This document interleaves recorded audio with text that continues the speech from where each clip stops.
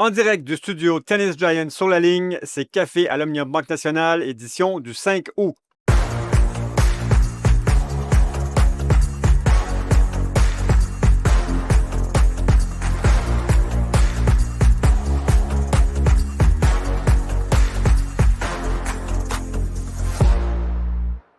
Bonjour tout le monde, session donc de quart de finale, deuxième journée aujourd'hui, avec un très beau tableau pour ce soir. On verra notamment Naomi Osaka qui connaît un très bon tournoi. Mais tout d'abord, je salue Charlotte Robillard-Miette qui s'est joint à nous. Salut Charlotte, Allô? ça va bien? Ça va bien, toi? T'as toujours d'énergie? Un petit peu. On prend ce qui reste. Ouais. Encore quelques jours et on termine. Bon, on est sur un mood et un mode un peu différent. Les sessions commencent en fin de journée vers 16 heures. C'est le double en ce moment, au moment où on se parle. Mais bon, commençons d'abord en revenant sur la suite de la Wikimania qui se poursuit à l'Omnium Banque Nationale. Retour sur le match, victoire quand même assez expéditive au final hier soir, 6-4, 6-2 contre Maneiro. Qu'est-ce que tu as pensé du match hier soir, Charlotte?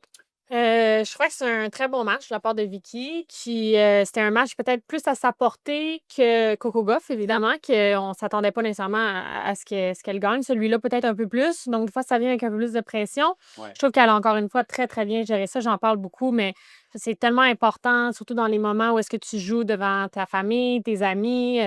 Ça vient avec les attentes, la pression des gens. Des fois, on peut jouer un petit peu moins bien à cause de ça, puis elle gère ça vraiment, vraiment bien, surtout pour son âge, là, encore juste 18 ans, puis on dirait qu'elle fait ça depuis des années. Exact. Donc, je pense de ce côté-là, elle a vraiment bien fait, elle a bien géré le match tout au long. Je la sentais vraiment, vraiment. Ce que je trouve bien d'elle, c'est que sur chaque point, je la sens concentrée, je la sens vraiment focus, puis en contrôle de ses émotions. Donc, je pense que ça a fait une grosse différence. Clairement. Puis, elle va chercher une belle victoire encore. Elle est extrêmement positive et moi aussi, c'est sa façon de jouer les points importants. C'est là souvent qu'on voit les grands champions, les grandes championnes. Durant une balle de break, par exemple, comment tu réagis? Elle revient avec un as ou un service gagnant. Donc, elle gère très bien les moments importants. Et je pense que c'est ça qui a fait la différence encore hier. Puis, on la voit gagner tour après tour. Elle bat des joueuses du top 30. Elle bat la deuxième mondiale en Coco Gauff, première favorite. On se dit, mais qu'est-ce qui va l'arrêter? Est-ce que tu penses qu'elle peut se rendre jusqu'au bout? Oui. Ouais. Oui, vraiment, sans hésitation. Je pense qu'elle est capable de gagner le tournoi. Elle a montré que elle a battu sa première favorite. Puis quand tu es capable de battre la première favorite d'un tournoi, selon moi, tu es capable de gagner le tournoi. Elle a eu des bonnes victoires récemment. Son niveau, au-delà des victoires et des résultats, son niveau, je le trouve très, très bon. Oui. Puis je pense qu'elle a tout pour réussir, que ce soit justement son attitude. Elle laisse rien passer cette semaine, je trouve. À chaque moment qu'elle doit vraiment faire les choses correctement, elle le fait. Puis je pense que dans les petits détails, comme les grands sur le terrain et à l'extérieur, elle fait vraiment bien les choses. Donc je pense que oui, elle est capable de gagner le tournoi. Puis elle a déjà joué justement Rybakina aussi il y a quelques semaines. Je pense que ça aussi, ça l'aide. C'était à Wimbledon. Washington. Washington. Donc, D'accord. des fois, quand tu as déjà joué une joueuse, tu peux t'ajuster Oui. aussi. Donc, je pense que tout est possible pour le reste du tournoi pour elle. Moi, ce qui m'a impressionné aussi, c'est sa générosité à la sortie du terrain. J'ai fait le tour, on sort du studio après la diffusion du match, et je fais le tour et je m'aperçois qu'elle n'est pas sortie du terrain encore. C'était un bon 15 minutes après la fin du match, donc elle était encore dans le couloir en train de serrer, en train de prendre des selfies, faire des autographes. Elle finit par sortir dans le passage entre le cours central et le building principal. Et encore une fois, selfie, autographe, beaucoup de générosité. Comment tu trouves qu'elle gère la relation avec la foule? Vraiment, vraiment bien. Ouais. Je pense qu'elle prend ça de son côté de manière positive. Elle prend l'énergie des gens. Une jeune fille très généreuse de son temps. Ouais. On l'a vu avec même les chasseurs de balles après le match. Aujourd'hui, après son entraînement, elle a pris le temps de signer des autographes, prendre des photos. Même, on essayait d'être respectueux puis de dire, OK, on s'en va, désolé, elle a d'autres responsabilités aujourd'hui. Puis elle, d'elle-même, disait, non, je vais prendre le temps. Elle s'arrêtait. Il y a une petite fille qui est courue vers elle. D'habitude, quand les gens courent vers les joueuses, on les arrête. Ouais. Puis elle a voulu prendre la photo avec. La petite fille était hyper contente. Donc, on voit vraiment qu'elle a une belle personnalité, un bon fond, puis elle prend le temps pour ses fans, ce qui est super important. Elle reste très terre à terre. Donc, oui, très généreuse. Puis avec tout le monde, que ce soit les chasseurs de balles, les fans, les employés. Puis vraiment, ça démontre une belle générosité de sa part cette semaine. Beaucoup de calme et de maturité aussi pour 18 ans seulement. Je parlais un peu plus tôt aujourd'hui avec Noël Van Notum, la responsable de la haute performance côté féminin. Et elle m'a confirmé que Vicky sera dans le tableau principal du US Open. C'est quand même une sacrée bonne nouvelle. Hein? Vraiment, c'est tout ce qu'on peut espérer pour elle, qui a commencé l'année à 350 au monde, qui va être maintenant dans le top 50, Ouais. Hugues. C'est incroyable 48e ce matin. de passer dans le top 50 aussi rapidement, aussi jeune, Ouais. de gérer ça avec un tel professionnalisme. Donc, de l'avoir dans les tableaux de Grand Chelem, puis de commencer à vraiment percer. J'ai bien hâte de voir ça, puis je pense que la suite va être de mieux en mieux pour elle. Oui, je le pense aussi. Comme on dit, sky's the limit, visiblement, là, pour Victoria Mboko. Rybakina au prochain tour. Donc, tu l'as dit, elle l'a déjà affronté. Rybakina, quand même, championne de Grand Chelem, championne de Wimbledon il y a quelques années. C'est une adversaire de taille quand même, mais ses chances sont quand même là. C'est un adversaire redoutable. Ouais. Rybakina, sur le circuit, on sait que c'est une des meilleures joueuses. Elle a gagné des Grands Chelems, comme tu Ouais. l'as dit. Ils se sont joués la semaine passée. Elle va être capable, je crois, de compétitionner, d'avoir un très bon match, même de la battre. Ça va dépendre encore une fois du niveau de jeu des deux cette journée-là. Le fait, comme j'ai mentionné plus tôt, qu'elle a déjà joué Rybakina il y a quelques semaines, il n'y a pas longtemps, elle peut avoir des repères, elle peut peut-être s'ajuster, faire les choses différemment, avoir une référence pour pouvoir peut-être la battre cette fois-ci. Aussi, Ouais. elle a la foule avec elle. Bien sûr. Donc, elle va peut-être utiliser ça à son avantage. On sait qu'elle a un super momentum à passer à travers ses matchs assez facilement jusqu'à date. Donc, je pense qu'elle a une belle confiance en elle. Donc, moi, j'y crois certainement.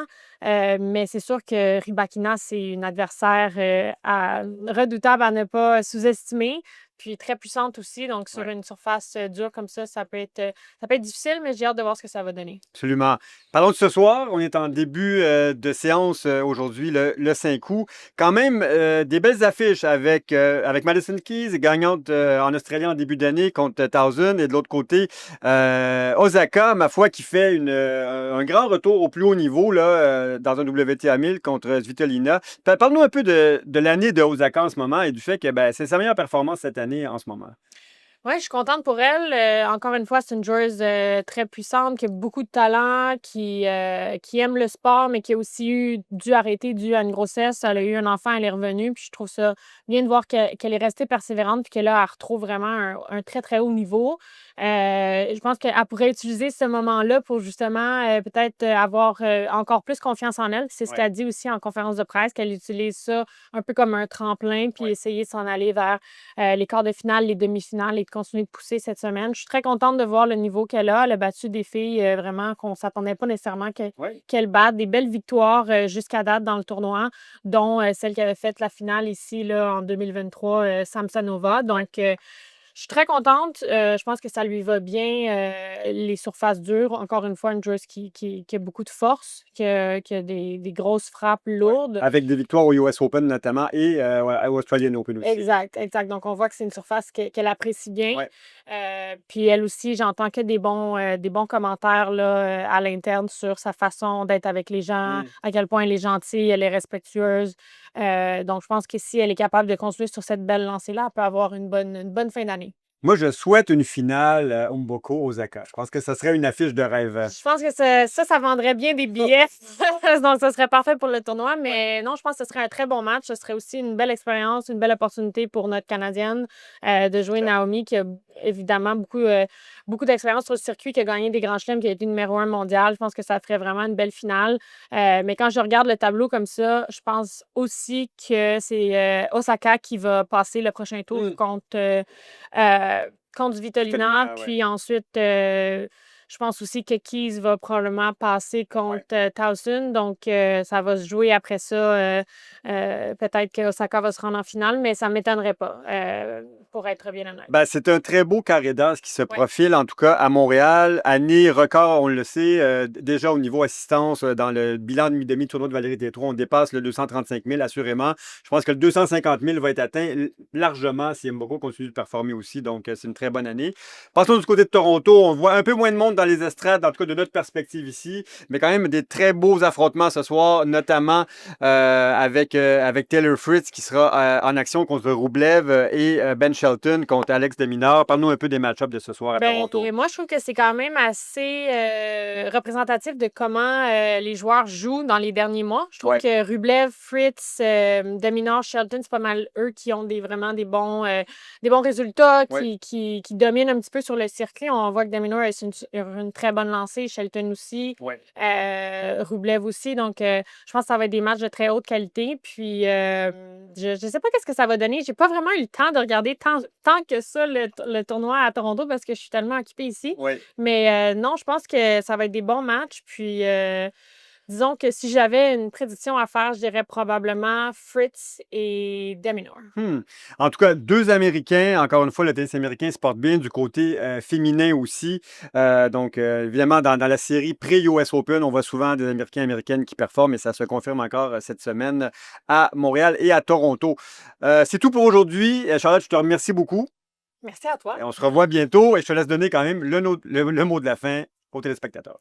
Bon tennis, Hugues. Bon tennis, tout le monde.